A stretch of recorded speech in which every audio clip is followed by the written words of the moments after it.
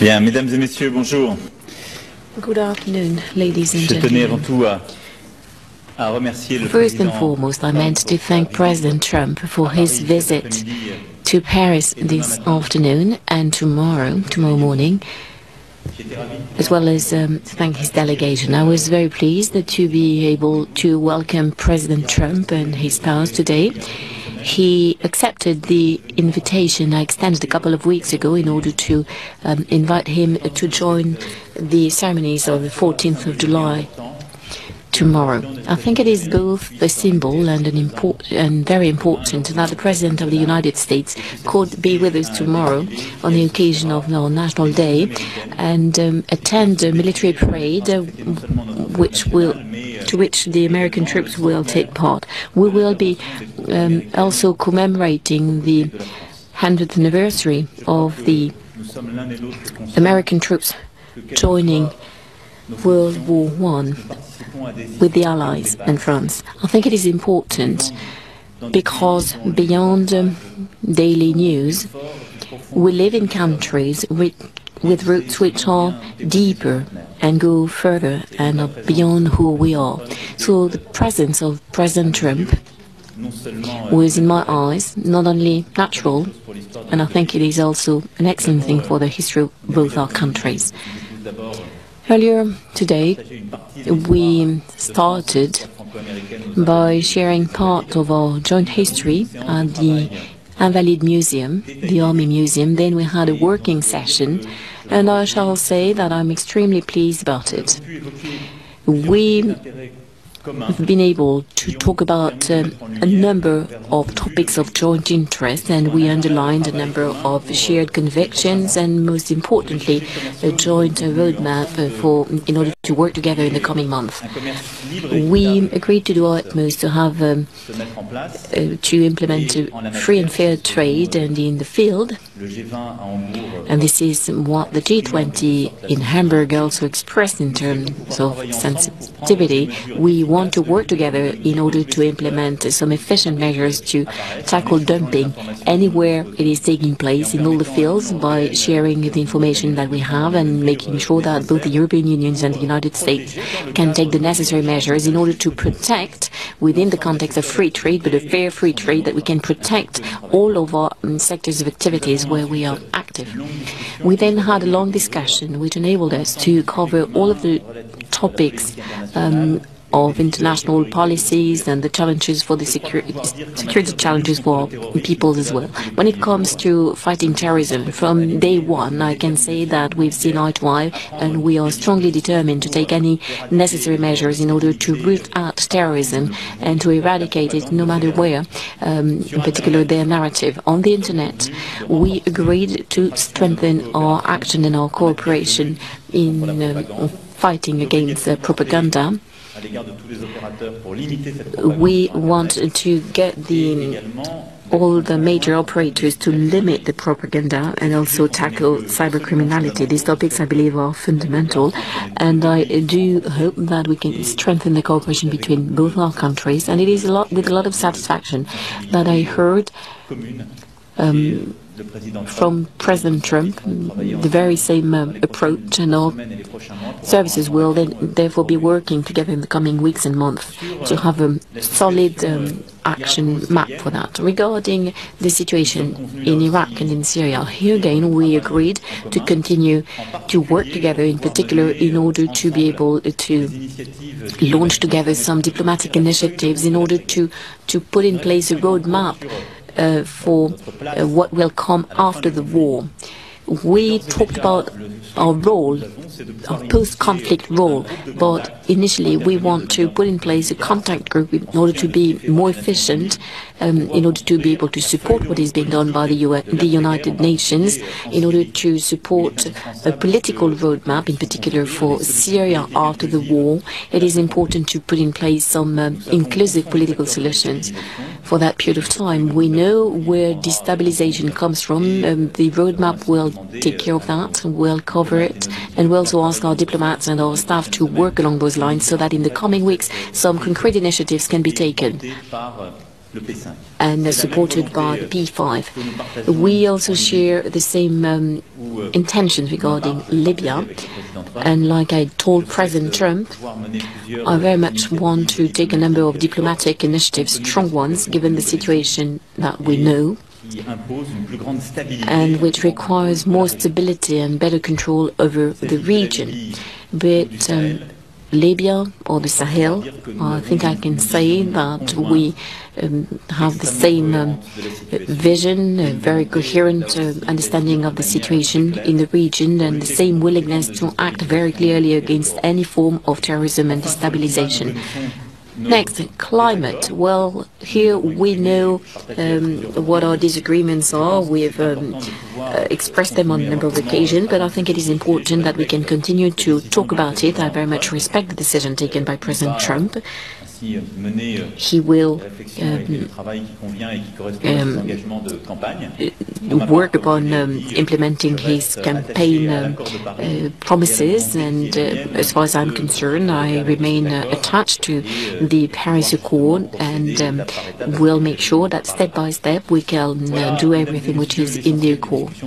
Ladies and gentlemen, this is in summary what we've been talking about. We will continue with a friendly tone and informal one this evening regarding trade and security for both our countries, the fight against terrorism, stability in the Near and Middle East, in Libya or in the Sahel. I can say that we have a shared determination. The United States is extremely involved in the Iraq war, and I would like to thank President Trump for everything that's been done by the American troops against this background, but I would like him to know that I am fully determined to act together with him in this respect. Fully determined. I very much want both our countries in these matters to increase their cooperation in the coming month, because the threat we are facing is a global one. The enemies, our enemies, are trying to destabilize us by any way, and I believe that this is very much at the heart of the historic alliance between our two countries, and which fully justifies the presence of President Trump today and tomorrow in Paris. Thank you. Thank you, dear Donald. Thank you. Well, thank you very much, President Macron. And Melania and I are thrilled to join you and Mrs. Macron. This is a wonderful national celebration, and we look very much forward to it. It'll be spectacular. Tomorrow, Bastille Day. We're honored to be here in your beautiful country, and it certainly is a beautiful country, with its proud history and its magnificent people, and thank you for the tour of some of the most incredible buildings anywhere in the world. That was very, very, a very beautiful thing to see. Thank you. When the French people rose up and stormed the Bastille, it changed the course of human history. Our two nations are forever joined together by the spirit of revolution and the fight for freedom. France is America's first and oldest ally. A lot of people don't know that. Ever since General Lafayette joined the American fight for independence, our fates and fortunes have been tied unequivocally together. It was a long time ago, but we are together. And I think together perhaps more so than ever. The relationship is very good. This visit also commemorates another milestone. 1 century ago, the United States entered World War I. And when the President called me, he had mentioned that fact 100 years ago, and it was, I said, Mr. President, I will be there. That's a big, important date, 100 years. We remember the tens of thousands of Americans who gave their lives in that valiant and very difficult struggle. We also pay tribute to the heroic deeds of the French troops whose courage at the Battle of Marne and countless other battles will never be forgotten by us. More than 1 million French soldiers laid down their lives in defense of liberty. Their sacrifice is an eternal tribute to France and to freedom. French and American patriots have fought together, bled together, and died together in the fight for our countries and our civilizations. Today we face new threats from rogue regimes like North Korea, Iran, and Syria, and the governments that finance and support them. We also face grave threats from terrorist organizations that wage war on innocent lives. Tomorrow will mark 1 year since a joyous Bastille Day celebration in Nice turned into a massacre. We all remember that, how horrible that was. We mourn the 86 lives that were stolen, and we pray for their loved ones. We also renew our resolve to stand united against these enemies of humanity and to strip them of their territory, their funding, their networks, and ideological support. Today, President Macron and myself discussed how we can strengthen our vital security partnerships. We just had a meeting with our generals and our representatives, and it went very well. France has excellent counterterrorism capabilities. The French troops are serving bravely in places like Mali to defeat these forces of murder and destruction. The United States and our allies strengthen our commitments to defeat terrorism. We're also making tremendous progress. Earlier this week, with the strong support of the United States and the global coalition, Iraq forces liberated the city of Mosul from ISIS control. Now we must work with the government of Iraq and our partners and allies in the region to consolidate the gains and ensure that the victory stays a victory, unlike the last time. Last week, the G20 leaders also reaffirmed the right to sovereign nations to control their borders. We must be strong from within to defend ourselves from threats from the outside. The nations of the West also face domestic challenges of our own creation, including vast government bureaucracy that saps the strength from our economies and from our societies. For this reason, I applaud President Macron on his courageous call for that less bureaucracy. It's a good chant, less bureaucracy. We can use it too. And a Europe that protects its citizens. We did not become great through regulation. And in the United States, Mr. President, we also have cut regulations at a level that we've never seen before. So we're very proud of that over the last 6 months. But by allowing our people to follow their dreams, that's what it's all about.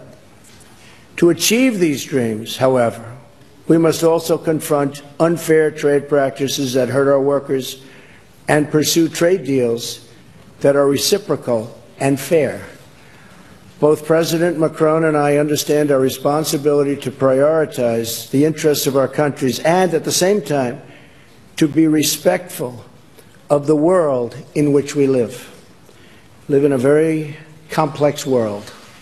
We have to respect it. The United States remains committed to being a leader in environmental protection while we advance energy security and economic growth. The friendship between our two nations and ourselves, I might add, is unbreakable. Our occasional disagreements are nothing compared to the immortal bonds of culture, destiny, and liberty that unite us, so strongly unite us also. As long as we have pride in who we are, where we've come from, how we got here, and what we've achieved as free and democratic nations, then there is nothing we cannot accomplish together. France helped us secure our independence. A lot of people forget.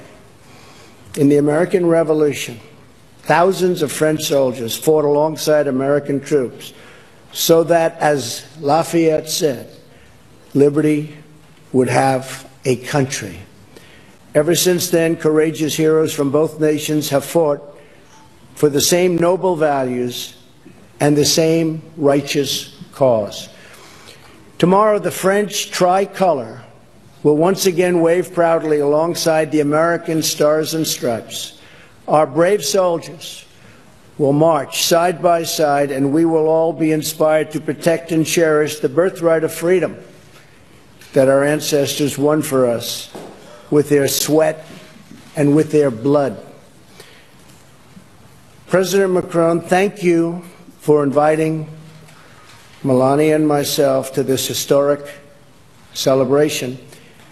And to you and your spectacular country, may God bless France and may God bless America. Thank you very much. Thank you. Thank you, Mr. President.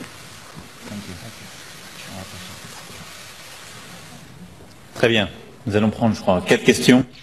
Very well. I think we will be taking 4 questions. Et ni le président Trump ni moi-même n'avons un micro. Neither President Trump nor myself have a microphone. Alors. He's getting first question, President. Voilà.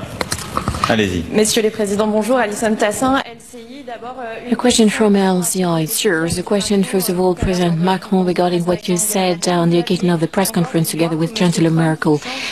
Do you still hope that President Trump, or did you still hope that President Trump could change his mind regarding the Paris Accord? And now, President Trump, is it possible for you to come back to the Paris Accord and change your mind? Next, regarding your relation, how would you describe it today? What about the dinner tonight? Is it going to be a dinner between friends? Well, regarding climate, well, we have a number of disagreements which are in particular due to the commitments taken by President Trump vis-à-vis his during the presidential campaign. So did I. I'm aware of how important that is, but we therefore talked about our disagreement, and we actually discussed the matter even before President Trump reached a decision. Next, should that have an impact on the discussions we are having on all other topics? No, absolutely not. This is the reason why we share the same views and some major common goals on many other topics, or all other topics, which we've been discussing today, and we shall move forward together. Next, well, of course, President Trump will tell you about it, but he's made a number of commitments, and we're going to be working together. And my willingness is to continue to work with the United States and President on this very major topic. I understand that it's important to save jobs. That being said, we shall leave the United States of America work on what is its roadmap and continue to talk about it. So today there's nothing new and unprecedented, otherwise we would have told you about it. But I believe there is a joint willingness to continue to talk about this and try and find the best possible agreement. As far as I'm concerned, I remain extremely attached to the framework of the Paris Accord, which has been a major international breakthrough, and it is within that framework that I'm working on our priorities, including for the European Union. Lastly, as you know, I never very much want to comment who we are and what we're doing personally, but I can tell you that this evening at the Eiffel Tower it will be a dinner between friends, because we are the representatives of two countries which have been allies forever, and because we've been able to build a strong relation which is dear to me, because it matters a great deal for both our countries. It will therefore give me great pleasure to have dinner together with you tonight. I think that I can reiterate, we have a very good relationship, a good friendship, and we look forward to dinner tonight at the Eiffel Tower. That'll be something special. And yeah, I mean, something could happen with respect to the Paris Accord. We'll see what happens. But we will talk about that over the coming period of time. And if it happens, that'll be wonderful. And if it doesn't, that'll be okay too. But we'll see what happens. But we did discuss many things today, including the ceasefire in Syria. We discussed the Ukraine. We discussed a lot of different topics. We briefly hit on the Paris Accord. and we'll see what happens. Okay? Yes, ma'am. Go ahead.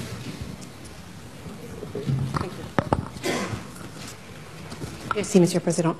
Mr. President, your FBI nominee said if someone in a campaign got an email about Russia like the one that your son Don Jr. received, that they should alert the FBI rather than accept that meeting. Is he wrong? Also, were you misled by your team in not knowing about this meeting? And Mr. President, thank you very much. You have heard President Trump say that it may have been Russia, it may have been others who interfered with the U.S. election. Is President Trump taking a hard enough line on Russia, as you see it? Merci. Well, I'll start off by saying, first of all, I believe that we will have a great FBI director. I think he's doing really well, and we're very proud of that choice. I think I've done a great service to the country by choosing him. He will make us all proud, and I think someday we'll see that, and hopefully someday soon. So we're very proud of him. As far as my son is concerned, my son is a wonderful young man. He took a meeting with a Russian lawyer, not a government lawyer, but a Russian lawyer. It was a short meeting. It was a meeting that went very, very quickly, very fast. Two other people in the room, I guess one of them left almost immediately, and the other one was not really focused on the meeting. I do think this. I think from a practical standpoint, most people would have taken that meeting. It's called opposition research, or even research into your opponent.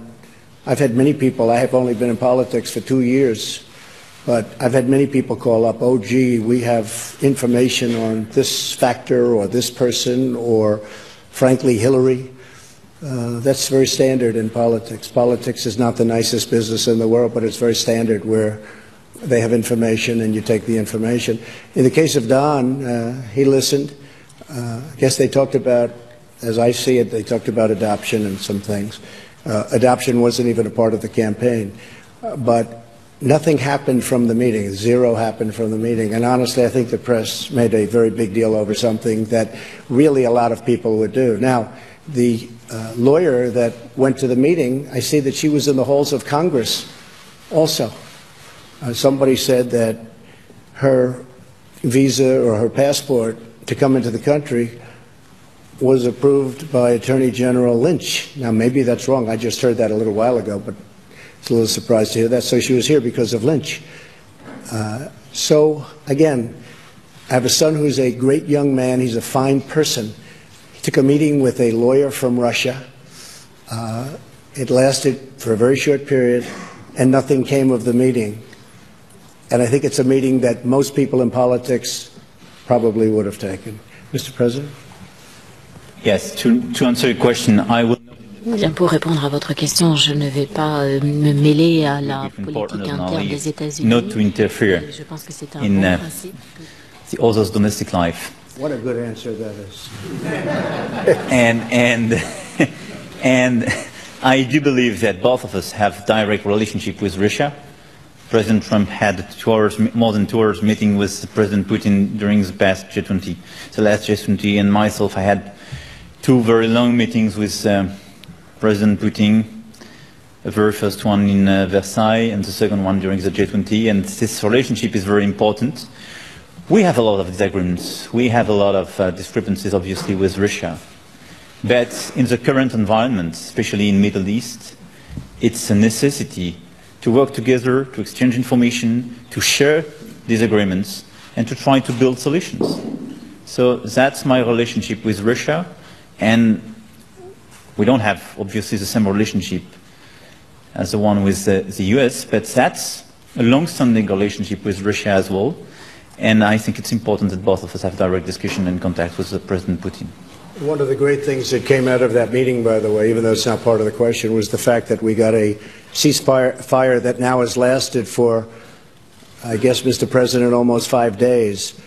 And while 5 days doesn't sound like a long period of time, in terms of a ceasefire in Syria, that's a very long period of time.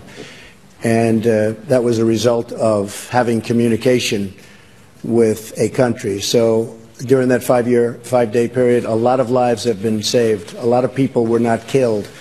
No shots have been fired in a very, very dangerous part of the world, and this is one of the most dangerous parts of Syria itself. So by having some communication and dialogue, we were able to have a ceasefire, and it's going to go on for a while. And frankly, we're working on a second ceasefire in a very rough part of Syria. And if we get that and a few more, all of a sudden you're going to have no bullets being fired in Syria, and that would be a wonderful thing. Mr. President, you have a question? Troisième question. Oui, bonsoir, Monsieur le Président. Mathieu Coach, BFM TV. Question from BFM TV. A question to President Macron. You went to Lausanne in order to support Paris' bid for the Olympic Games, and on this occasion you somehow criticized President Trump's policy without naming him. You said that France made a very clear choice to leave its border open and not to build walls to protect its people. Do you condemn the Muslim ban and the building of a wall between the United States and Mexico? Regarding Syria, as it was just mentioned by President Trump, does France stand ready to talk directly with Bashar al-Assad in the negotiation that you mentioned? You've mentioned a friend, Jim, who told you that Paris is no longer Paris. You were implying at the time that Paris was not safe anymore. You've also said that France and Germany are infected by terrorism, and, quote, it's their fault because they let people enter their territory. Those are very strong words. Would you repeat them today? And do you still believe that France is not able to fight terrorism on its own territory? Thank you. You better let me answer that one first. That's a beauty. He's the one that asked the question. That wasn't even one of my picks. You know what? It's going to be just fine because you have a great president. You have somebody that's going to run this country right. And I would be willing to bet, because I think this is one of the great cities, one of the most beautiful cities in the world. And you have a great leader now. You have a great president. You have a tough president. He's not going to be easy on people that are breaking the laws and people that show this tremendous violence. So I really have a feeling that you're going to have a very, very peaceful and beautiful Paris. And I'm coming back. You better do a good job, please. Otherwise, you're going to make me look very bad. And you're always welcome. Thank you. Sur la première question, j'ai répondu à ce sujet. Regarding the first question, like I said, I believe that the discussions that we've had today is the proper answer to terrorism. The right answer is strengthen cooperation between our services. Sans merci, dans tous les théâtres d'opération où les terroristes s'organisent. Never-ending fight against terrorists, no matter where they are. This is what I was referring to. This is what we are working on actively together. So, in this respect, there is no difference, gap between the French and the American positions. When I have something to say, I say it clearly, and I do say who I'm aiming at. And when I refer to those who've been my opponents in the French political battle, I also mention the names. So let us not mix up everything. And regarding the fight against terrorism, I think that the right approach is to have a strengthened cooperation in the field of intelligence, is also to be working together on all the theaters of operation where we are, and I think that the decisions we've reached today will enable us to do more. Next, your question regarding Bashar al-Assad, which is an important one. Let me put it simply. Indeed, we now have a new approach of Syria, because we want some results and we want to be closely working together with our partners, including the United States of America. We have one main goal, which is to eradicate terrorism, no matter who they are. We want to build an inclusive and sustainable political solution. Against that background, I do not require Assad's departure. This is no longer a prerequisite for France to work on that, because I can only tell you that for 7 years we did not have an embassy in Damas, and still we have no solution. Next, we also have a common red line together with President Trump. He intervened before I was elected, and I said it to President Putin after my election: no use whatsoever of chemical weapons. Any use will lead to reaction, an attack against a reaction regarding the storage places. And next, we also want humanitarian corridors. Also, we want to build a sustainable political stability for Syria. This is our roadmap. In order to stick to it, we need a diplomatic initiative beyond our military actions. This is what we've been agreeing upon, because we want to take an initiative with the members of the Security Council and a number of countries involved in the process. Of course, there will be representatives of Assad that will enable us to put in place the roadmap for after the war.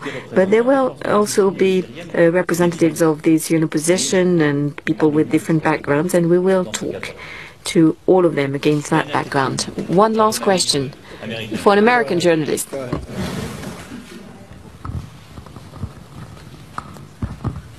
Thank you, Mr. President. Thank you very much. Phoenix TV of China.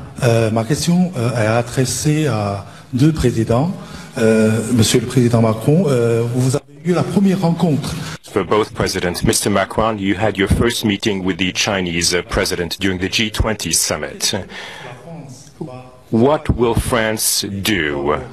How will France cooperate with all of these areas with China? And what do you think personally of Mr. Xi Jinping? You have just met Chinese president during the G20 summit. And how do you want to continue to work with China? And what do you personally think about Mr. Xi Jinping? Thank you very much. Well, he's a friend of mine. I have great respect for him. We've gotten to know each other very well. A great leader. He's a very talented man. I think he's a very good man. He loves China, I can tell you. He loves China. He wants to do what's right for China. We've asked him for some assistance with respect to North Korea. Probably he could do a little bit more, but we'll find out. We're now working on some trade deals. He's been very nice. He's let, as you know, beef go back in, certain financing go back in, credit card financing, and various other things go back in at my request, which is a great thing for our farmers. So a lot of good things are happening, but we're going to be working on some very major trade components. But President Xi is a terrific guy. I like being with him a lot, and he's a very special person. Okay, thank you. J'ai eu le premier entretien physique après une discussion téléphonique. I first talked to President Xi over the telephone, then I got to meet him in the margin of the G20 summit in Hamburg. Early next year, I will be traveling to China. We've agreed to it.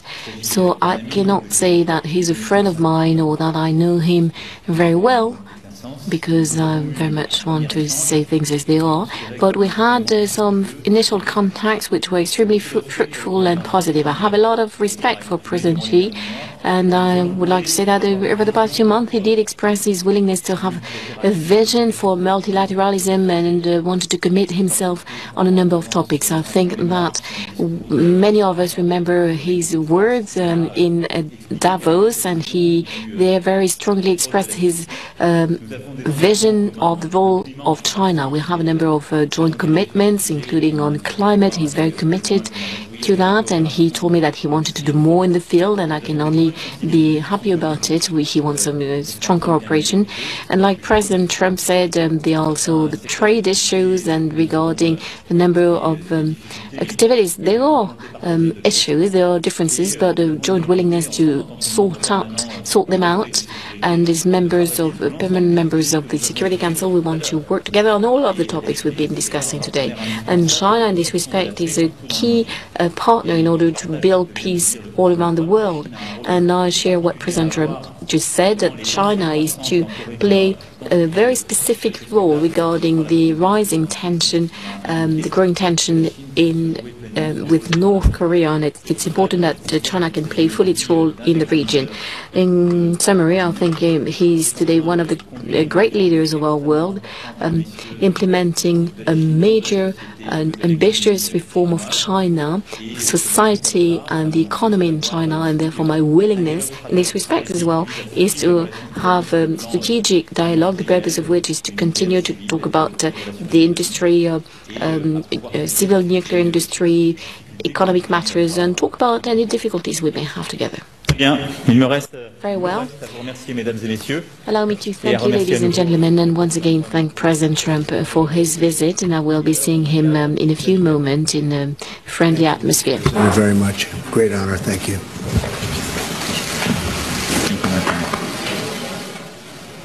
Thank you. Thank you. All right. President Trump and French President Emmanuel Macron at the Élysée Palace in Paris, France. They talked about quite a bit, including the climate change accords, the Paris Accords, and their disagreement over that. They talked about Syria and the fight against ISIS. They talked about Ukraine. President Trump, of course, was asked about the latest controversy in the Russia probe, this one involving his oldest son, Donald Trump Jr.